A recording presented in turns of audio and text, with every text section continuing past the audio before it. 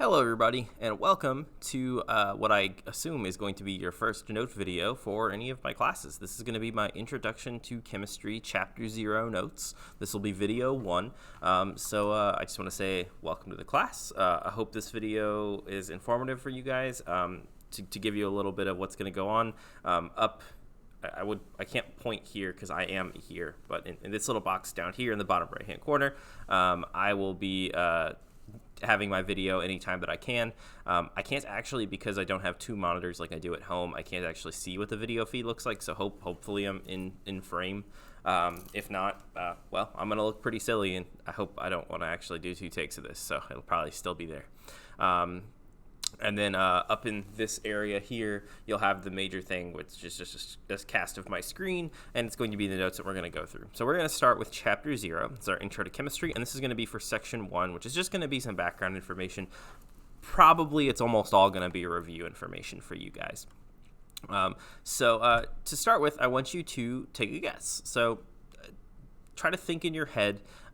Almost everyone, especially if you're taking the class at this point, you've heard of chemistry. You've seen people talk about chemistry in your day-to-day life. You've seen people say that they're chemists. You've seen things, and in your head you probably have an idea of what chemistry is, but I want you to actually try to put that into words. What is chemistry?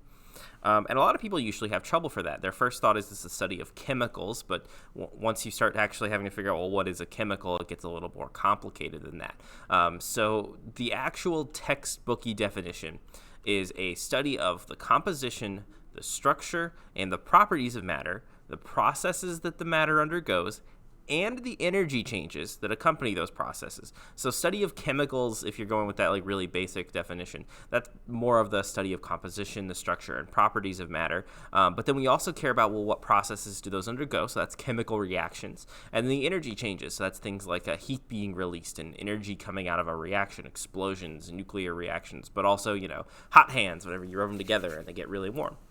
All of those are examples of things that we care about in chemistry. And chemistry has quite a few branches. These include organic, inorganic, physical, analytical, theoretical, and biochemistry. All of them have their own kind of unique things they care about. Organic is, if you take the class after this, you'll get to learn a little bit more about it. It focuses on carbon-based compounds. Inorganic chemistry focuses on non-carbon-based compounds, so it's basically the entire rest of the chemical world. Physical chemistry involves the physics of atoms interacting with one another inside of chemical reactions. Analytical chemistry is the type of thing you think of if you're thinking of like CSI, forensic style things, where you're trying to measure like microscopic amounts of chemicals in a substance. Theoretical chemistry uses computers and models and mathematical predictions to predict what would happen in certain situations, especially those where we can't actually test them because the chemicals are really rare or we don't have access to them. And then biochemistry, which is the chemistry of the living things, like animal chemistry, the chemistry inside of our body, stuff like that. Now in chemistry, as with all sciences, we use the scientific method. And I'm sure some of you guys are like, oh great, first day, first video, he is already going to be digging into the scientific method. But I'm not going to reteach this. We're going to do an activity to show it used practically. If you're on AMI, you're going to get an alternative activity. If you're in class, we're going to be doing kind of a lab thing. It's going to show you a practical use for it, or a little bit more practical use than you're probably used to. We are going to focus a little bit, though, on some data collection methods for a second, and that's going to be quantitative versus qualitative. So I'm going to pronounce that a little more clearly. Quantitative sounds like quantity, and that involves numbers. So there's 43 people here. Human body is 98.6 degrees Fahrenheit. This dog weighs 63 pounds, etc. It's a big dog. And then qualitative cares about quality. Qualitative data does not involve numbers. So things like color, so red smoke. There's a lot of people. It feels warm to the touch. You could describe the same types of things. You're just using words that don't invoke specific numbers. Now, in science, we are probably going to hedge more on the quantitative side. We want to describe things with numbers whenever possible, but sometimes all you have is qualitative, and sometimes it's what you need. Like, I guess you could describe a color with, like, the hex values that computers use, where you drag, like, the RGB values up. Like, you could describe it numerically, but that's not going to help most people. Like, you aren't going to go up to someone and be like, oh man, your sweater is a lovely shade of blue 00, green 24, red 342. I don't actually know what the values go to, but you wouldn't do that. So there's things that do need to be described qualitatively, and there are things that need to be described quantitatively. Whenever we can, though, we would like to try to use quantitative values, however. Another important idea to focus on is accuracy and precision. You probably use these ideas kind of interchangeably. Sorry, I had to jump ahead because I thought I'd done something to the notes, but I guess I was wrong. Accuracy is the measure of how close to a target you are, and precision is a measure of how consistently you take your measurements. So the best example of that is this picture that I have here. So if I'm going to switch to the little laser pointer because I like playing with it. So over here on the left-hand side, this is high accuracy because we have hit the bullseye, and it's high precision because we have a tight grouping of shots.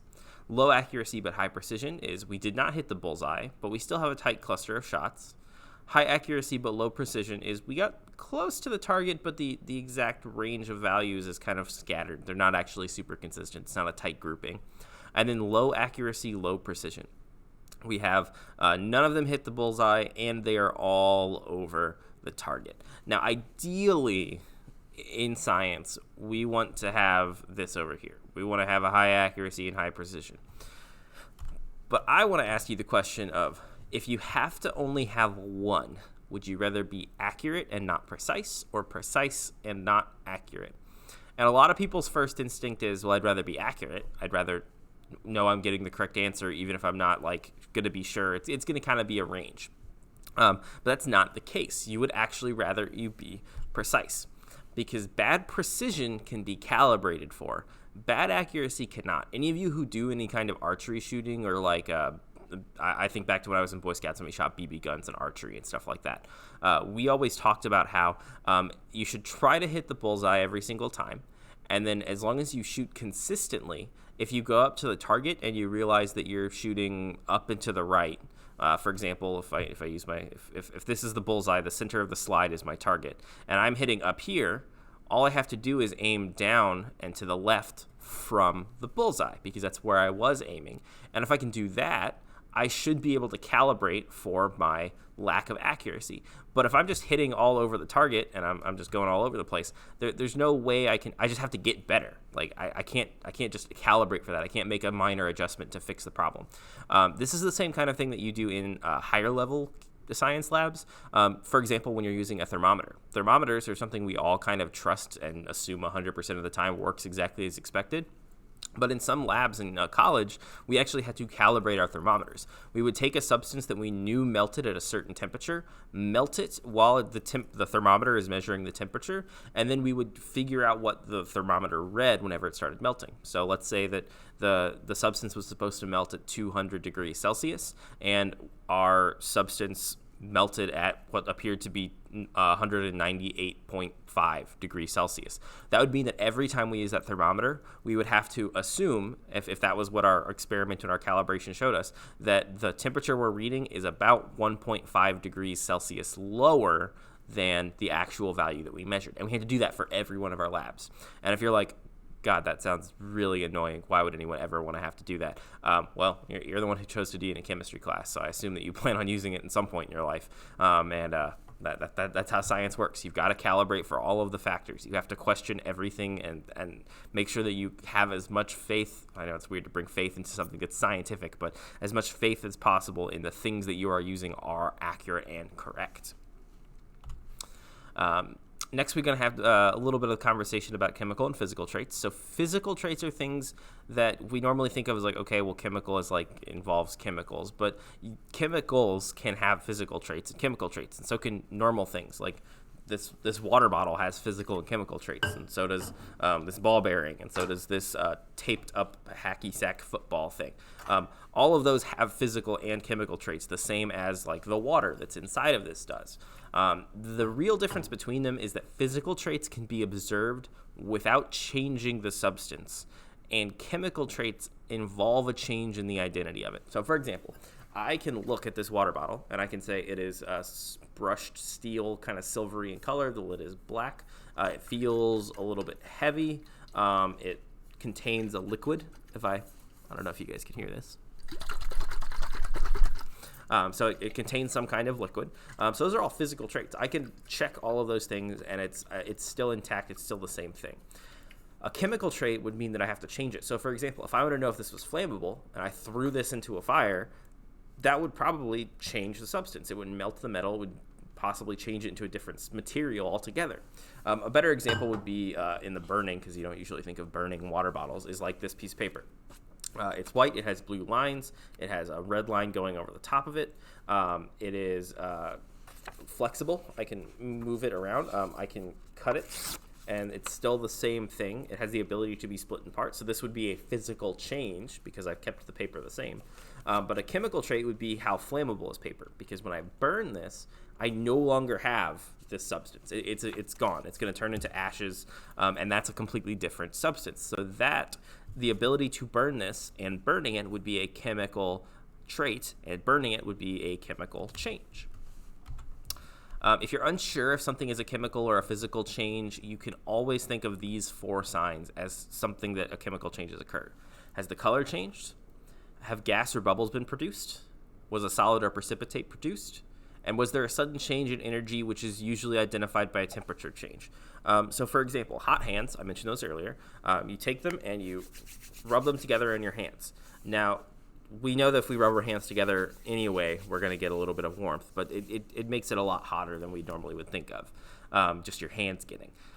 So if I asked you, was that a chemical or a physical change, you could go, well, it doesn't change color, at least that I can see. It doesn't produce gases or bubbles, at least that I can see. It doesn't produce a solid or a precipitate, at least that I can see. But there is a pretty sudden change in energy. The temperature increases pretty dramatically. So because of that, you may guess that it's a chemical change, and you would be right. It's actually the exact same process as rusting in at least some of the cases of hot hands, where it's a powder that whenever you break the seal, it gets exposed to air. It causes it to rust really fast, and rusting actually releases heat. Now, this doesn't always work. For example, dipping something in paint would change the color of it, but it's not going to change the chemical identity. Like if I took this this piece of paper, dipped it into red paint, it would be red, and that's a color change, but it would still be paper. It would just be paper with a coating of red paint on it. I haven't chemically altered what this is. So this is just kind of a baseline. There are cases where these things occur and they aren't. So for example, shaking a soda would also produce bubbles, but that's not going to chemically alter the substance in the soda.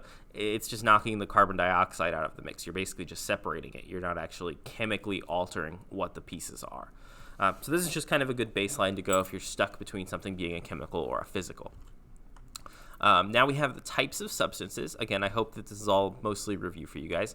There are 2 types. There's pure and substances and mixtures.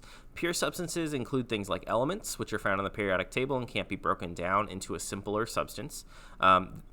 The important part is it can't be broken down into a simpler substance that retains its identity. And what I mean by that is that if you take copper, you can break copper down to atoms, but once you've pulled apart the atom, once you've gone down to a copper atom and you say, well, it's made of protons, neutrons, and electrons, protons, neutrons, and electrons individually do not have any properties that are the same as copper. As soon as you take that copper and you begin removing those pieces, it no longer becomes copper. It's just protons, neutrons, and electrons.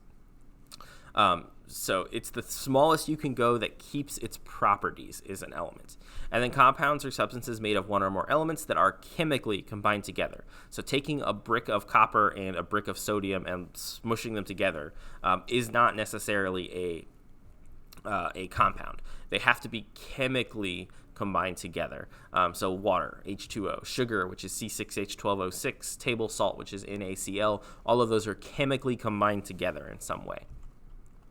Mixtures, on the other hand, are whenever you have things that are physically combined together. There's two types of it: homogeneous or homogeneous, which are mixtures that are mixed in such a way that you can't really tell where one thing starts and the other one ends. They're still not chemically combined together, but like, for example, salt water. If you just have a container of salt water, you could separate them into salt and water, and it has properties of salt and water, but it isn't a new substance. It's just salt and water mixed together so evenly that you can't tell where one is and the other is individually.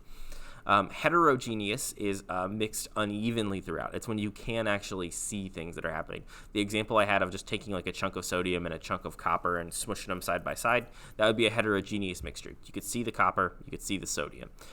One easy way to remember this, as will come up occasionally in this class, it's a lot more common in biology, is that homo as a prefix is used when something is the same. So homogeneous is same throughout. Hetero as a prefix is used when something is different. So heterogeneous is different throughout.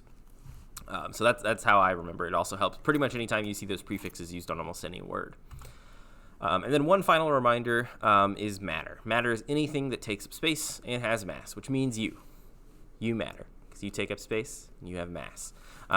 There are the three normal states of matter we think of, which is solid, liquid, and gas. If you got someone who's really nerdy, they'll be like, but what about plasma? But there's actually like a whole bunch of other states of matter. There's like time crystals and Bose-Einstein condensates, and like, if you think I'm making those up, there's not. There's like a bunch of different states of matter. The most common ones are solid, liquid, and gas, though, and then plasma. Those are just the four that we kind of deal with on a day-to-day basis. The most common like situation, and not on a day-to-day basis in like you see them like running around going to the store. I mean more of like in the universe as a whole, solids, liquids, gases, and plasmas are like the most common things that you'll find. So that brings us to the end of section 1. You survived your first section of notes. After this, we're going to get into what we'll start getting to stuff that might be considered new. We're going to start talking about atoms and how they can kind of be a little bit untrustworthy because they just make everything up. And if you're like, oh God, is he going to keep making jokes this bad? Sure bet I am. It's all I do all the time, make horrible jokes. Anyway, if you have any questions about this, please shoot me an email, or you can show up to one of the Zooms and ask questions about it. I hope this video made sense to you. And again, hope you guys have a great day.